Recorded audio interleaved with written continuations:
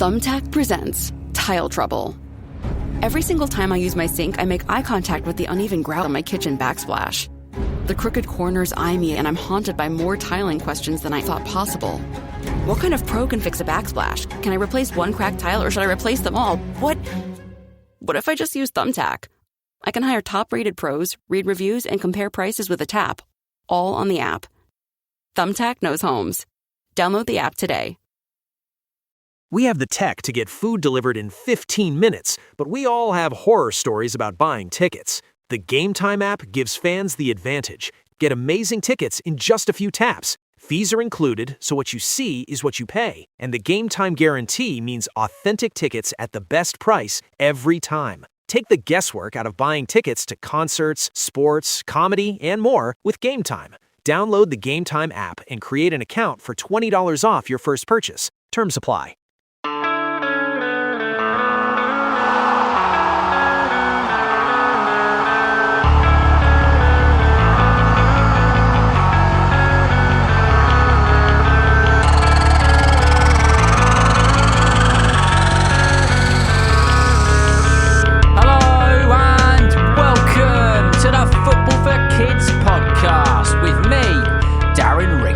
And welcome to a two-parter on the legend. A legend that is still playing and a legend who has just moved to another big Premier League club at 35 years old. And last season, he was up there with the best of them, playing 2,275 minutes of Premier League football alone, scoring 13 Premier League goals, putting himself in the top 10 for the Golden Boot scorers in the Premier League. Of course, in this episode, we're going to be speaking about the one and only, the legend, that is Danny Welbeck. This is part 1 of 2. Before the roar of Old Trafford, before Wembley, before the England shirts, Premier League goals and stadiums packed with tens of thousands of people, there was Markfield Avenue in Longsight, Manchester, and there was a little boy who absolutely loved football. Danny Welbeck was born in Manchester on the 26th of November 1990, and he grew up in Longsight. The son of Ghanaian parents, Victor and Elizabeth, football was everywhere. Danny has spoken about playing outside with his brothers and with his friends, five-a-side games, kickabouts in the street, playing simply because he loved having a ball at his feet. You can almost hear it, can't you? The scrape of the trainers on the ground, the shouts between the children, the Mancunian accents, the thump of the football travelling backwards and forwards along the street. No Premier League crowd, no television cameras, just football every moment of every single day. And here is your first Did You Know? Because on the very same street lived another boy who would grow up to play for Manchester United and England. He went by the name of Wes Brown. Wes Brown's family lived practically opposite the Welbecks, and Wes was 11 years older than Danny. So when Danny was still a little boy dreaming about football, there was already somebody from his own street showing him that reaching Manchester United was actually possible. But the story gets even better. Wes Brown's dad spotted that young Danny could play. On Sunday mornings, he would take youngsters to Fletcher Moss Rangers, one of Manchester's famous grassroots football clubs, and Danny Welbeck began going along when he was only around 6 years old. Think about it, years before the team buses, the luxury coaches and the enormous stadiums, one of England's future strikers was a little kid getting a lift to grassroots football because his neighbour had spotted something in him. But inside the Welbeck home, football was never allowed to become the only thing that mattered.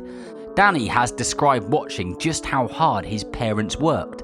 Danny later said that both of them worked 2 jobs while still taking him to school and taking him to his football. That example stayed with him forever. Work hard, look after other people, and never assume talent means you can stop putting the effort in. Because, well, it doesn't. Education mattered enormously too. Even while Danny was developing into one of Manchester's brightest young footballers, his parents made sure school remained very important. And he delivered with it too. Welbeck left school with 9 GCSEs at grade C or above, including A grades in English literature and mathematics. So, already, there is something important about Danny Welbeck's story. The football talent was clearly there, absolutely, but around that talent were people. Parents working long hours, brothers and friends playing football with him on the street, a neighbour giving him lifts to training, a future Manchester United player living across the road, a community opening its doors. Because sometimes a football journey does not begin beneath enormous floodlights, sometimes it begins outside your front door, with a ball, a few friends, some family members, and somebody who believes you might just be capable of something special. And very soon, somebody from Manchester United was going to believe exactly that too. Danny Welbeck's first proper steps into organised football came at Fletcher Moss Rangers, as we mentioned earlier on, the grassroots club in South Manchester with a quite extraordinary history. And I love how this club actually began. Back in 1986, according to Fletcher Moss themselves, a couple of dads were simply kicking a football around with their sons in Fletcher Moss Park. More children joined in, a game started, and Nigel Hansen and Howard Isaacs organised 2 teams. And from those humble beginnings grew a club that would eventually help produce future Premier League and England footballers. This wasn't an enormous gleaming academy with hundreds of staff and pristine training pitches. This was grassroots football. Children turning up because they wanted to play, parents helping out, coaches giving up their time and young footballers learning the game. Wes Brown's dad helped introduce Danny to Fletcher Moss Rangers, and suddenly that little boy who had spent so much time playing football in the streets around his home had a team of his own. And Fletcher Moss became some football club. Wes Brown came through there, Danny Welbeck came through there, years later so would Marcus Rashford, while other future professionals also emerged from the club as well. Think about that. A grassroots football club which began with a couple of dads and their children kicking a ball around in a Manchester park would eventually create some of the most extraordinary players from that part of the country. For Danny, however, the road towards professional football was about to take its first enormous turn, because it's said that when he was around 8 years old, one of the biggest clubs in England had invited him along to a trial. How exciting! Manchester City the team was. Imagine being about 8, you're still a little kid, suddenly people from Manchester City are watching you play football and deciding whether you might have what it takes to join their system. Danny went along and he tried to impress them, but then, just before Christmas, City made their decision. They didn't think he was good enough. Now imagine being Danny's dad, Victor. Christmas is coming, your 8-year-old son loves football, he thinks he's going to Manchester City, and you've just been told that actually they're not going to take him on. So Victor didn't tell him. Instead, Danny Welbeck remembered his dad simply telling him there was going to be a break. Christmas could remain Christmas, no 8-year-old sitting there wondering why Manchester City didn't want him. There would be no rejection hanging over him while he opened his presents. Danny was completely unaware of what had happened. Years later, with a smile, he described it rather brilliantly. City had custard pied him. And now comes the part of a story that almost feels as though somebody made it up for a film. About a week later, it's reported anyway, Danny was back playing football for Fletcher Moss Rangers in a tournament. Manchester City had just decided he wasn't good enough, but watching at that tournament were people from another football club, Manchester United. They spotted him. Danny was invited for a trial, and suddenly, within the space of days, one enormous door had slammed shut, without him knowing, and another, perhaps an even bigger one, had opened. And here's the fact that I think you should remember from the entire chapter. Danny Welbeck was rejected by Manchester City at 8 years old, just before Christmas. His dad hid the rejection from him, and roughly a week later, Manchester United spotted him playing for his local team. Danny would later say that after United picked him up, he never looked back. He also added one cheeky little detail. He was always a Red anyway. It is such an important lesson when you're young. One person, one coach, or one enormous football club deciding that you're not good enough does not mean that they are right. At 8 years old, Danny Welbeck could well have heard the words from Manchester City that they didn't want him, but he didn't. Instead, he simply kept playing football, and while one side of Manchester said no, the other was about to change his life. So, Danny Welbeck wasn't just a little boy kicking a football around Longsight anymore. He was a Manchester United academy player.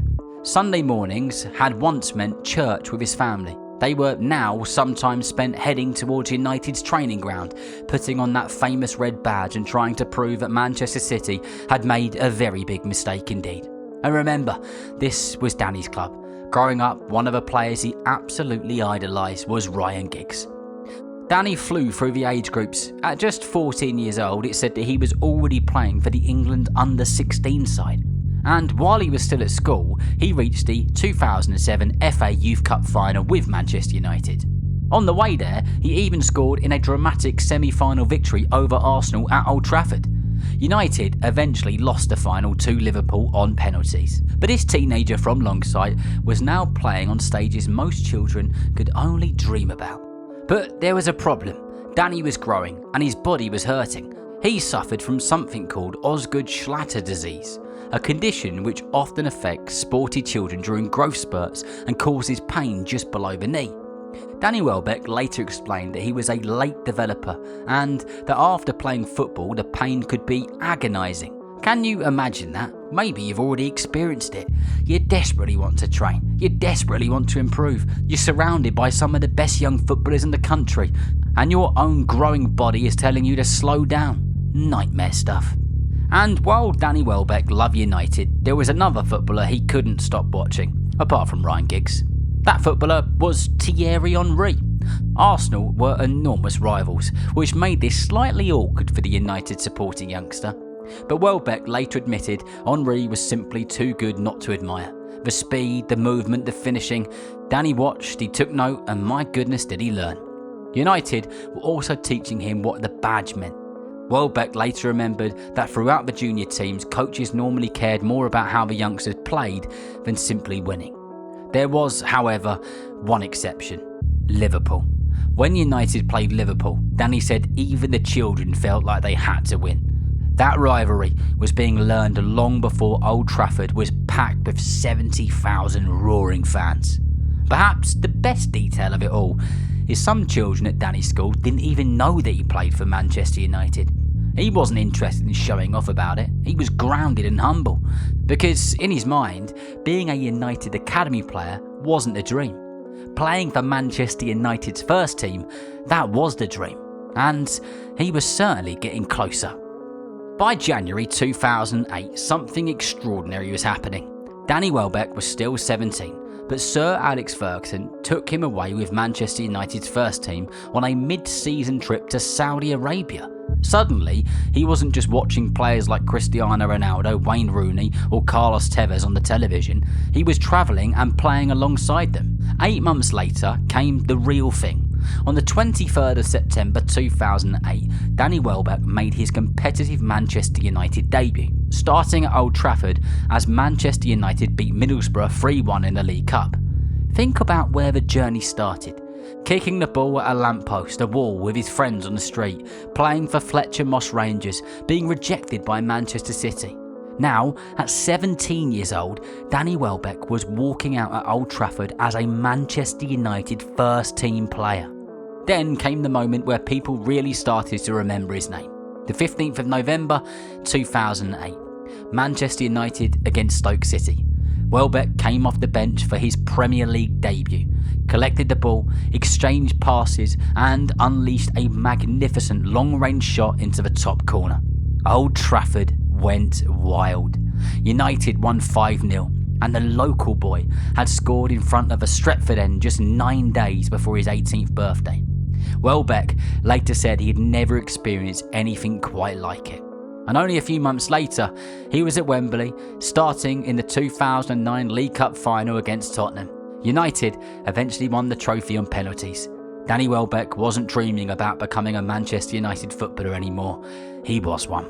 Danny made it into Manchester United's first team, but he now needed something every young footballer needs: matches, and as many of them as he could possibly get his boots on.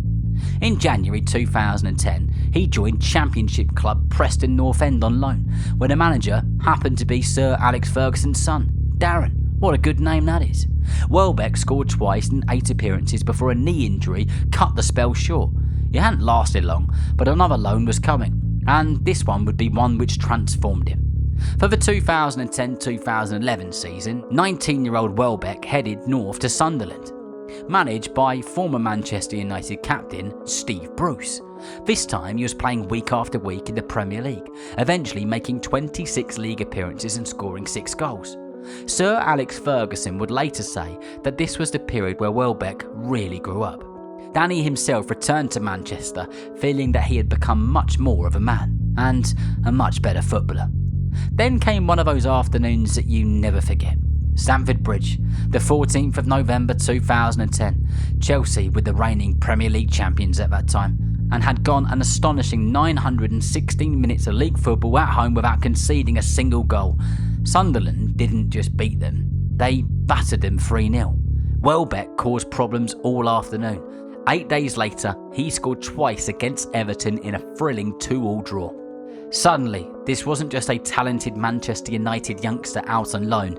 Danny Welbeck was showing that he belonged in the Premier League. And that brings episode 1 of Danny Welbeck's incredible story to an end. We've travelled from the streets of Longsight through rejection by Manchester City, Manchester United's academy, Old Trafford, and now to Sunderland. But Danny's biggest adventures are still to come. So join me in episode 2, where he returns home to Manchester United, becomes an England international, battles for major trophies, makes the huge move to Arsenal, and faces injuries that threaten to derail everything, before writing another remarkable chapter of his career. I'll see you there. So remember, if you know someone who loves football just as much as you do, then please tell them about the Football for Kids podcast. And whether you're playing football soon, watching it on the telly, or pitchside, I hope that you enjoy the game. See you next time. If you're listening on Football for Kids Plus, then you get the end of episode quiz to test your knowledge and see how well you are listening. Are you ready for question number 1?